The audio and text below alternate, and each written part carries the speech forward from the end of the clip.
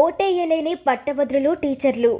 పేరుకు వారు పీజీలు, పీహెచ్డీలు చేసిన పట్టభద్రులు. 10 మందికి పాఠాలు చెప్పి భావి భారత పౌరులను తీర్చిదిద్దే ఉపాధ్యాయులు. అయితే వారిలో కొందరు ఎమ్మెల్సీ ఓటు కూడా సరిగ్గా వేయలేకపోయారు. కరీంనగర్, మెదక్, ఆదిలాబాద్, నిజామాబాద్ పట్టభద్రుల ఎమ్మెల్సీ నియోజకవర్గంలో 3.55 లక్షల ఓట్లకు గాను 2,52,100 ఓట్లు పోలయ్యారు. అందులో సుమారు 28,000 ఓట్లను చెల్లనివిగా పరిగణించారు. ఇందుకోసం 1కి 2 సార్లు వెరిఫికేషన్ కూడా చేశారు. కరీంనగర్, మెదక్, ఆదిలాబాద్, నిజామాబాద్ జిల్లాల టీచర్స్ ఎమ్మెల్సీలో 897 ఓట్లు, వరంగల్, ఖమ్మం, నల్గొండ టీచర్స్ ఎమ్మెల్సీ పరిధిలో 499 ఓట్లు చెల్లలేదు.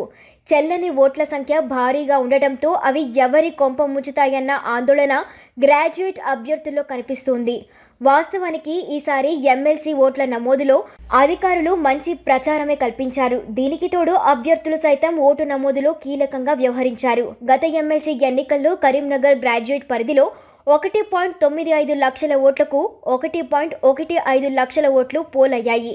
ఈసారి అదే సెగ్మెంట్లో 3.55 లక్షల ఓట్ల నమోదు కాగా 2.52 లక్షల ఓట్లు పోలయ్యాయి. ఇందులో చెల్లకుండా పోయిన గ్రాడ్యుయేట్ 28,000 ఉండటంతో ఓటు వేసే విషయంలో ముందస్తుగా ఎలాంటి అవగాహన కల్పించకపోవడం వల్లే ఇలాంటి పరిస్థితి తలెత్తిందని విమర్శలొస్తూ ఉన్నాయి.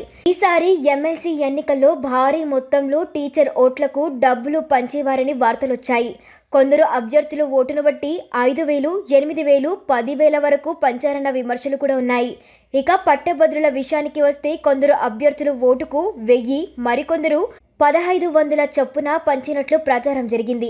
అభ్యర్థులు చదువుకున్న వారిని తమ వైపును తిప్పుకునేందుకు డబ్బులు ఇస్తే తీరా వేలాది ఓట్లు చెల్లకుండా చేసి తమ డబ్బును నీళ్లలో పోసారని లోపల బాధపడుతూ ఉన్నారు. చెల్లకుండా పోయిన ఓట్లు ఎవరి ఓటమికి దారి తీస్తాయోనని అభ్యర్థులు ఆందోళన వ్యక్తం చేస్తూ ఉన్నారు. చాలా మంది ఓటు వేశాక ప్రాధాన్య అంకెకు ముందు 0 పెట్టడం లేదా అంకెకు 0 చుట్టడం, ఫోటోలు చించడం, తొలి ప్రాధాన్యం 1 కంటే ఎక్కువ మందికి ఇవ్వడం, ఫోటోలకు ముందు టిక్ పెట్టడం, సంతకం చేయడం, ముద్రలు వేయడం, ప్రభుత్వానికి వ్యతిరేకంగా నినాదాలు రాయడం, వ్యక్తిగత సమస్యలు రాయడం తదితర పొరపాట్ల వల్ల ఓట్లు చెల్లకుండా పోయాయి. మరోవైపు భారీగా ఓట్లు చెల్లకుండా పోవడంపై సోషల్ మీడియాలో ట్రోల్స్ కూడా ఆగడం లేదు. వీరికంటే చదువురాని నిరక్షరాస్యులు నయమంటూ పలువురు కామెంట్లు కూడా పెడుతూ ఉన్నారు.